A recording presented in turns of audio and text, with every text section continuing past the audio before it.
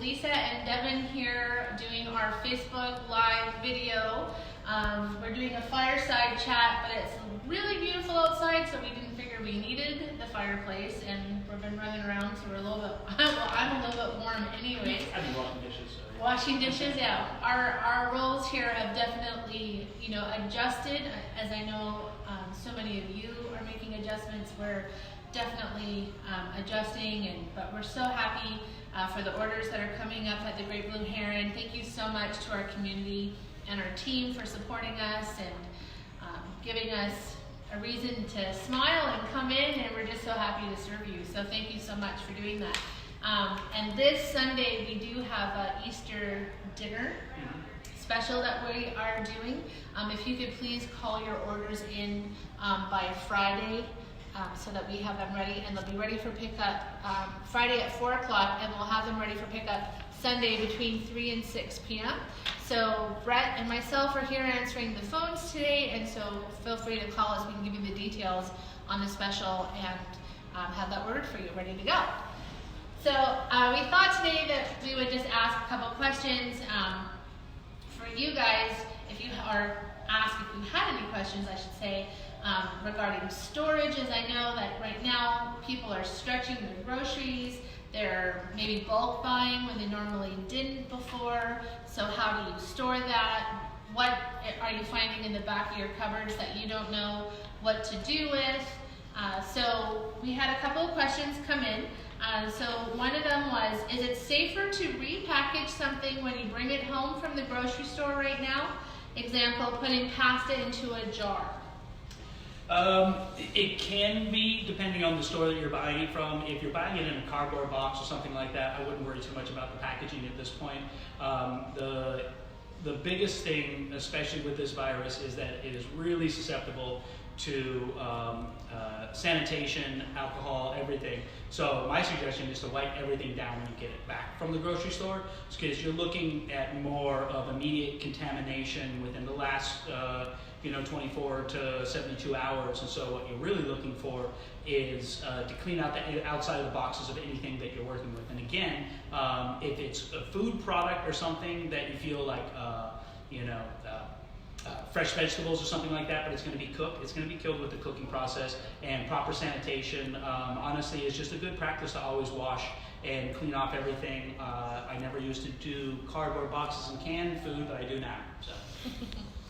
Yeah, that's a good point. So I went out and got groceries the other day, and when I got home I emptied everything out, and then I just took a Lysol wipe, I wiped everything down, I put it away, and I just kept washing my hands in between every stage just as much as possible to try to keep everything clean. So as far as storing, I wouldn't say at this particular point, I agree with Devin, I would be taking something out of a package to store it in another package at this time. Yeah. One was what to do with anchovies and what to do with quinoa. Yeah, so anchovies, we kind of talked a little bit since you gave that in the challenge this last week. So anchovies are one that a lot of times people buy 2 or 3 cans, or they just have extra. The other thing too is that they're salt cured, and they are salt or oil cured, and they don't go bad even in their oil in the fridge. Especially the canned salt cured ones. Boquerones and the white anchovies are a little different story, but just regular canned anchovies. So one of my favorite to do with that, other than like a Caesar dressing or a Caesar dip kind of thing, which I do often, is actually a bagna cauda. And bagna cauda is a northern Italian dish. It's a garlic and anchovy basically sauce. The literal translation means hot sauce, but it's not hot as in spicy, as in hot as in temperature. And so it's a traditional, like I said, northern Italian dish, but it's literally anchovies, garlic, cooked with a little bit of butter and then olive oil, and just cooked down till it's almost like a paste. And then I use it for spread on bread. You can toss it with pasta, anything else. If you like anchovies and you like garlic, that's one of my favorites. So look it up. It's actually the spelling, and I can provide some of these recipes maybe later today. But it's Bagnacauda, I believe, bagna cauda. Quinoa is another great one that I like. It's very versatile. You can have it as a cold salad. You can serve it as a hot side dish. I've made fritters with them before, similar way that you would, a rice fritter or anything else. What else have I done? One of the easiest ways to work with quinoa is to sprout it. You can do one or two things. You can either just pour warm water over it and it'll help sprout and kind of soften it, or you can put cold water over it and do it overnight and let it have a more natural process. The sprouting will, you'll see a little tail come out of the quinoa, and once the tail is fully out, you'll know that it's fully sprouted. But the sprouting process is much less damaging than heating it, and so it saves a lot more of the nutrients, and it also makes it kind of a soft al dente crunch to it as well. So it softens it, but it doesn't fully cook it. Boiling it or putting hot water on it too much can make, in my opinion, quinoa look too soft and kind of mushy. So. I know that in the past I've done used some quinoa in salads, absolutely, but also when I'm making little egg frittatas. My family, I have a big family right now. I'm feeding 5 adults and a 5-year-old little boy right now, and so I'm trying to be creative. And so I make my little frittatas. I do them in a muffin pan, and I do them individually sized. And I'll add quinoa sometimes as a filler and a binder, and it just kind of helps everything stretch a little bit longer, and it helps fill them up a little bit more. Plus, I feel good that I know I'm cooking it, but I feel like I'm giving them something healthy as well. And it just makes it a lot more dense, so it's easier to hold onto, because my 5-year-old son, all he wants to do is eat with his hands, touch everything with his hands, so he loves that when I do it like that. So yeah, sometimes you could use that as a filler. Absolutely, and quinoa has not a lot, but a good amount of protein and some really great dietary fiber in it as well, so it is actually pretty healthy. One of the other things that we do with it is actually either deep fry it or toast it. And so after it's cooked or sprouted, you can toss in a little bit of olive oil and just bake it in the oven and crisp it up. And we use that as garnishes on salads and things. And it's similar to like a breadcrumb or something crunchy to add and season it up a little bit. Kind of a different way to use it. Cool. Yeah. And then I forgot one more was cornmeal. What to do with cornmeal? Oh, yeah. So cornmeal, you can go a lot of different ways. Obviously, corn muffins and cornbread. That's kind of the easiest or the most simple or most people are most familiar with. I like your idea of the cup of the muffin little tins, and so that's really a great way to do those type of projects. And then take a portion of them, and if you don't eat them all, sounds like you guys are, but if you don't eat them all, then you can take them. Much easier to freeze individually that way, and then also quicker to thaw out. But the other one that I really like with cornmeal is hush puppies, and you just make a batter, and then you can deep fry it or low fry it in your saute pan. And I've done crab hush puppies. I mean, you get hard up, you can chop up hot dogs and put in there and deep fry, but hush puppies are a great way to kind of use up your cornmeal and other stuff that are in the fridge. Cool. But I would say, I'll warn you that cornmeal is different than polenta and other types of corn. It is cornmeal, they all are, but they're different sized grinds on them. And so you don't want to try to say use polenta to make cornbread muffins without soaking it or following the recipe that calls for it. Right. Good. And then one of the questions I posed was, how do you make ground beef exciting again? And someone put like tacos, but I find that when I grew up, my parents really didn't have a whole lot of money, and we had foster kids, and I'm one of 4, so that, our house was crazy. There's like 10 to 12 people at our dinner table all the time, and so my mom got really creative with meals. I remember she used to make us crepes, and I used to think I was super fancy because we had crepes for dinner. But it's like a thin down pancake. It's probably one of the cheapest things you can make, but we thought we were eating really well.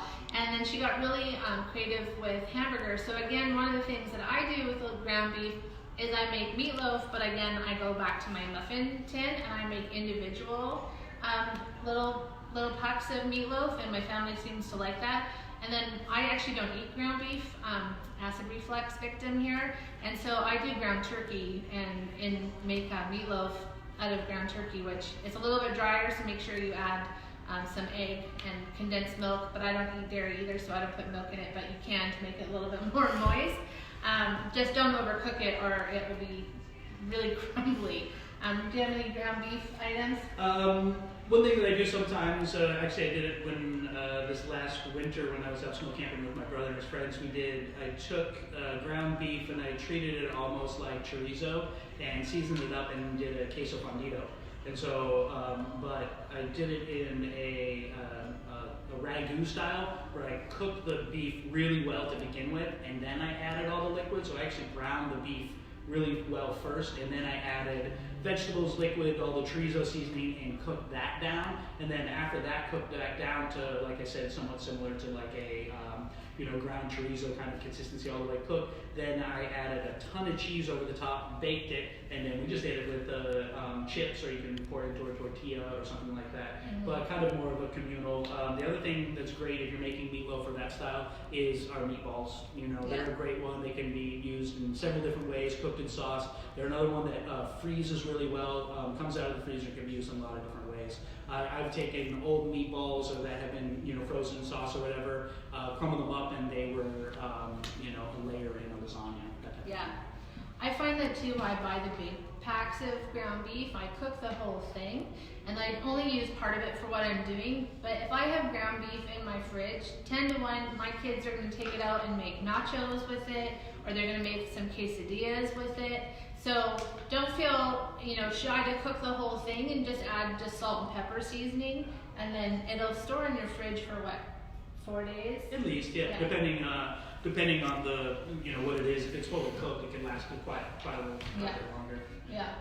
We had a discussion in my household about how long food can sit there before you eat it. And my husband wanted to eat some salmon that we had cooked. I had got some Nurka salmon. And I said, 4 days, I wouldn't eat it past 4 days. And so he didn't believe me, and he Googled it. And so that was an interesting conversation, because I said, he works for John Deere. I said, would you like it if I Googled everything you told me about tractors? But anyways, it is important while you are storing food to it's all on the website. If you Google stuff, you will find what the best practices are for how long you should be keeping your food in your fridge. Definitely smell it. If it's not cooked all the way through, then don't treat it as a cooked product. Yep. One of the ones is, a tricky one is dairy. I always tell people that dairy will actually lose its scent before anything. And so if your milk no longer smells like milk, might not be bad and you might not get sick from it, but you're talking the next day or two, it's going to be gone. You might not see like the pink bacterial growth or anything like that, but if you open up your milk and you smell it, it smells like milk or cream or whatever, you open it up, it smells like refrigerator, it's starting to go for sure. As far as safety and storage of food in the kitchen, in professional kitchens, the biggest thing that I drive into everybody is label and dating your product and knowing when and where it came from.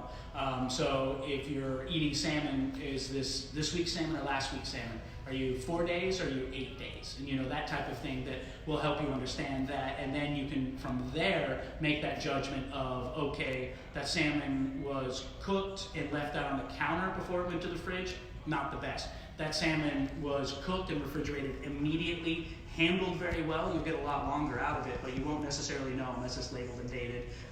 In a professional kitchen, another one is FIFO, first in, first out. So try to organize your fridge that way. Always be conscious of what your last several meals were and try to move forward product.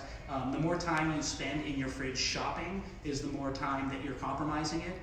So I actually, on Reddit or someplace, I saw a really great idea until I realized that the magic marker wouldn't come off my fridge. And so what I started to do is we actually started to write down what was in the fridge and what needed to be used and put it on the outside of the fridge so I wasn't constantly opening the fridge to just stare and be like, oh, I'm hungry, what do we need to do? It also helped us meal plan and say, oh, tomorrow we have to use that fish that we stored or had in there. So, but those are the, just basic practices that we use all the time in a professional kitchen, but are should be used everywhere and will help you with proper rotation and getting in there for sure. Yeah. Somebody asked a question about cross-contamination, saying, what are proper steps to avoid cross-contamination? Yeah. Sanitation, proper sanitation is one of the biggest things that we have to deal with in the kitchen, keep all of you safe. So the first thing is to always be working on a clean surface. And so whether you're cutting vegetables or you're cutting bread, that surface should be clean. There shouldn't be anything else from the debris from before. So, I would suggest make sure that you have several cutting boards. In kitchens, we distinguish certain cutting boards for certain projects. So we have color-coded cutting boards. Red is for meat, blue is for fish, and green are for vegetables. And so if we stick to those, then we're not too worried. But even at that point, once you're done cutting something, wash and clean your area.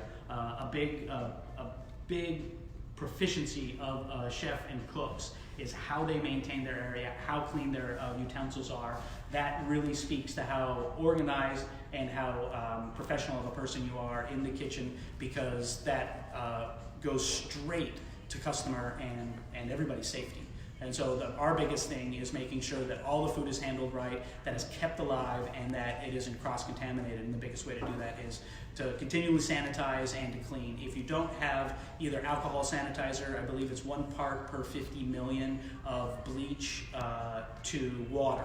And so if you take regular household bleach and for about 2.5 gallons or so, a one small capful will get you there. If you have any test strips, that would help out as well. But that the 1 part per 50 million for bleach is a proper sanitizer for any surface. And then the other thing is that is a sanitizer on the surface, but it does take time to evaporate and clean. And so clean your surface with that, and then let it stand for at least 5 minutes, and then air dry before you use that station.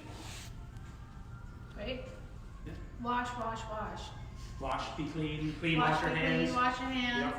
Yep. And then kind of a little bit back to the food storage is storing food in the fridge. Somebody asked about, I don't think a lot of people know, like you would never put meat over top of your vegetables, because if the meat drips down, it's going to drip all over your fruit or your vegetables, so you don't want to do that. Yeah, and so that's a big one. I know in a lot of home fridges, it's not really set up to have meat on the bottom. All the veggie drawers are at the bottom, so it doesn't really set that up that well. And so we actually have a 4-compartment or 3-compartment fridge, and we set up our lower one as the protein. Yeah. But the way that you organize your refrigeration is through cooking times and temperatures. So if you're not cooking it at all, then you would leave it on you want it on the top shelf, and then you go down from there. So top shelf should be your leafy greens and herbs and things like that. You go down from there. You get into dairy product, because if greens fall on dairy, not a big deal. Dairy falls on greens, those greens could go bad, or that dairy sits there and gets bad. Underneath that, then you would go into our seafoods that are at the 100, the 120 to 140 degree temperature of cooking. Then you go into your red meats, whether it's lamb or beef, that type of thing. Then you get into chicken, and that chicken would be at the bottom and the lowest level if possible. So. Great. So if you're not sure, it's all on the internet, as my husband has found. I love that. It's an opportunity to dig. Love it. And so tomorrow we have our cooking demo with Chef Devin, and he's going to be doing a smoked salmon quiche. And so look forward to that tomorrow at 3 o'clock. And please let us know anything that you want us to talk about. We don't have any wine here today because we're both of us working on the floor a little bit, so we can't. I don't want to open it if I can't have it. That's not fair. So, but let us know any questions that you have, anything you want us to talk about, anything that's kind of close to your heart or that you're curious about. We would love to hear from you. Thank you so much for tuning in. We really appreciate spending a little bit of time with us. We really miss everybody, and be well. Yeah, thank you. See you tomorrow. Thank you.